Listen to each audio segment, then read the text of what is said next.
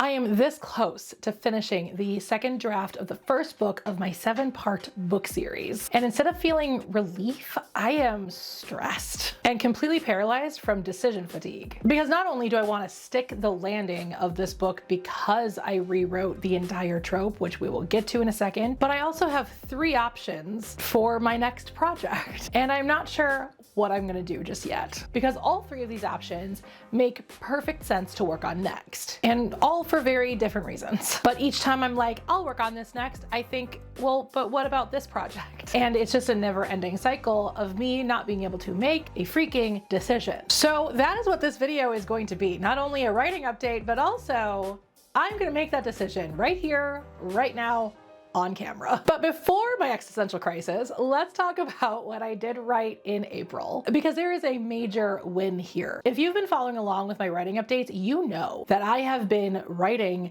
the second draft of this book for the last 2.5 months. All of April, all of March, and even some of February. This is the longest I have ever spent on a singular second draft ever in my life. But that's because I rewrote the entire trope. So let me give you some backstory if you're unfamiliar. Early last year, I wrote the unwritten rules of hooking up. It was about 2 people who work together. They're not exactly friends. Both of them stopped believing in love, or in Hudson's case, never really did believe in love, but what they do believe in is hooking up. And they take that disdain for each other into the bedroom and find incredible chemistry in them hooking up with each other, where of course then they eventually find love. It's a contemporary romance, so what do you want from me? Throughout the course of writing the Unwritten Rules of Hooking Up's first draft, I really started to like Peyton, the main female character's best friend, Charlie.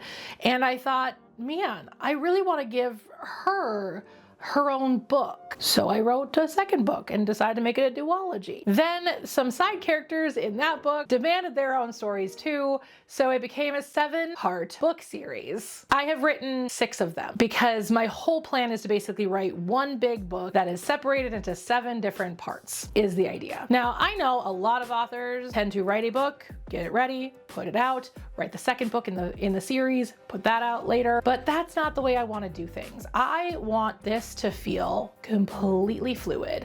I don't want to back myself into a corner because I've already released book 1, but I want to do something in book 4 that would affect book 1 and would cause me to have to rewrite something or add something. I mean, even as it is, had I been doing it the way most authors did it, I would be stuck with the Unwritten Rules of Hooking Up and a trope that didn't work. Like, it worked, but it didn't in the course of the series. It would have worked perfectly if it was a standalone book. But because I wanted to rewrite the entire trope, I knew that I needed to write the second draft of the Unwritten Rules of Hooking Up before writing the epilogue book, because that dynamic change and memory changes could affect the epilogue book. I haven't written that one yet, but I've written the rest of it. But yes, if you're unfamiliar, the Unwritten Rules series is going to end with an epilogue book where we get to just have one last story with all of the main characters of the entire series, because they are all friends, or they all become friends throughout the course of the series. And partners, obviously, because contemporary romance, what do you want from me? I have spent basically most of this year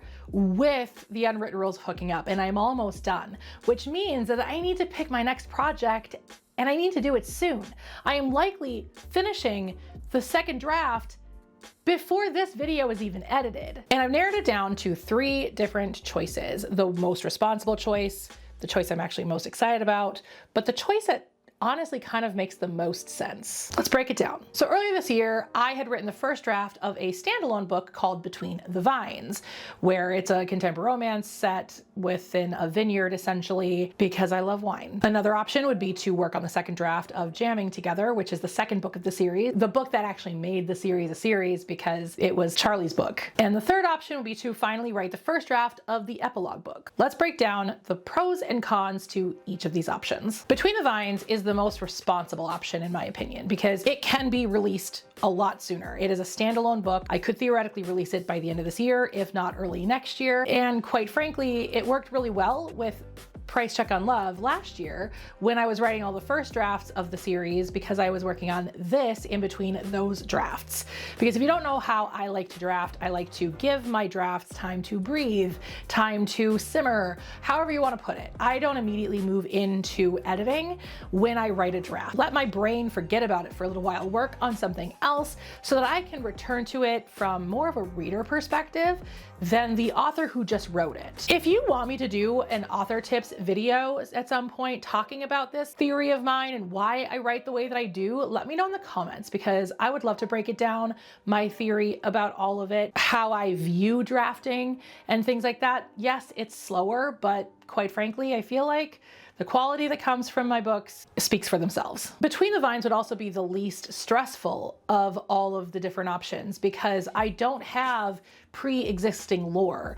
What I change in Between the Vines isn't going to have a downstream effect with other books. Yes, all of my books theoretically are placed within the same universe, so you will sometimes see little cameos of other characters in my books. At the end of the day, like, it doesn't affect anybody else's story because all you would see was just, oh, hey, that's Derek and Ryan from Deepwater. Cool, that's fun.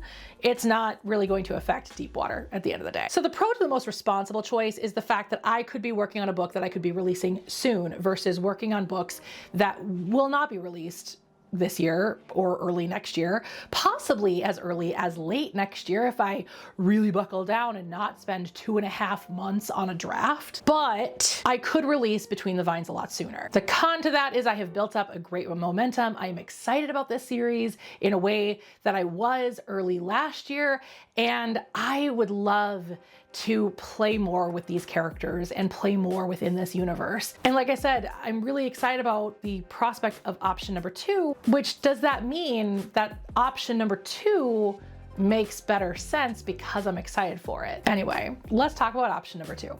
So option number 2 is to work on The Unwritten Rules of Jamming Together, which is the second book of the series. This one makes my brain light up.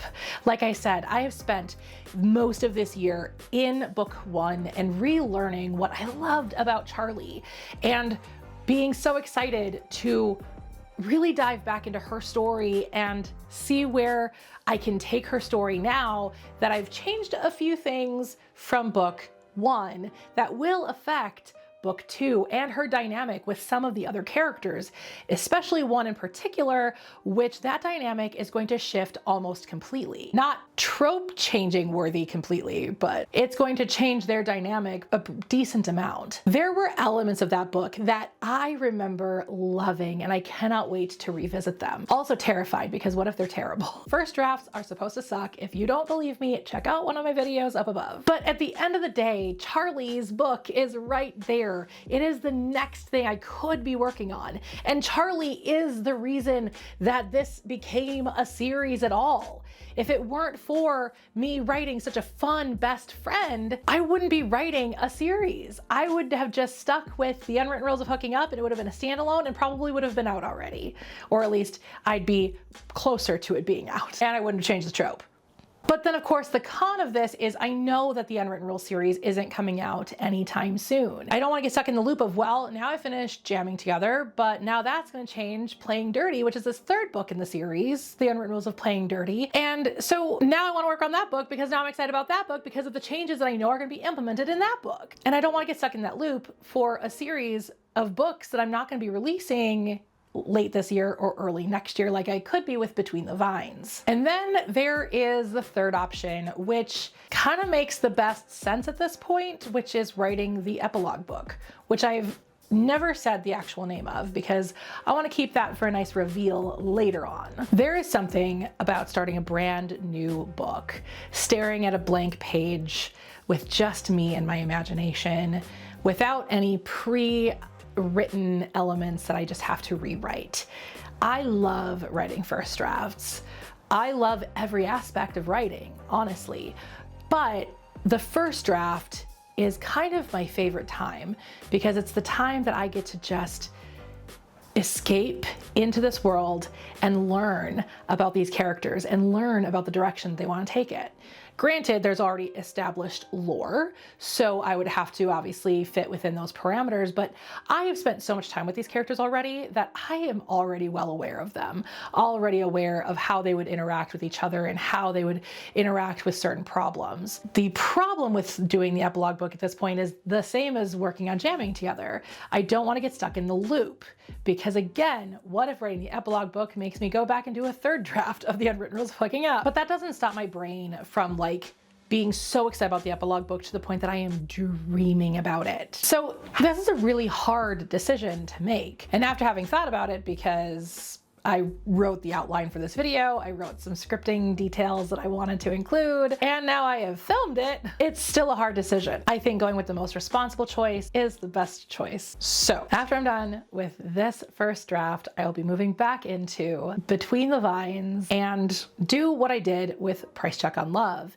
and just do drafts of Between the Vines in between drafts of the Unwritten Rules series. I think that's the best way to do it, in my opinion, because, well, it worked well once before, so it would probably work again. It didn't kill any momentum that I had with the first drafts of the series, so it shouldn't kill any momentum I would have for the second drafts of the series.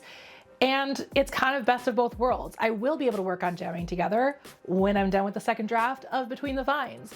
I will be able to work on the epilogue book when that makes sense in my brain and my heart and my workflow, that it makes sense to do so.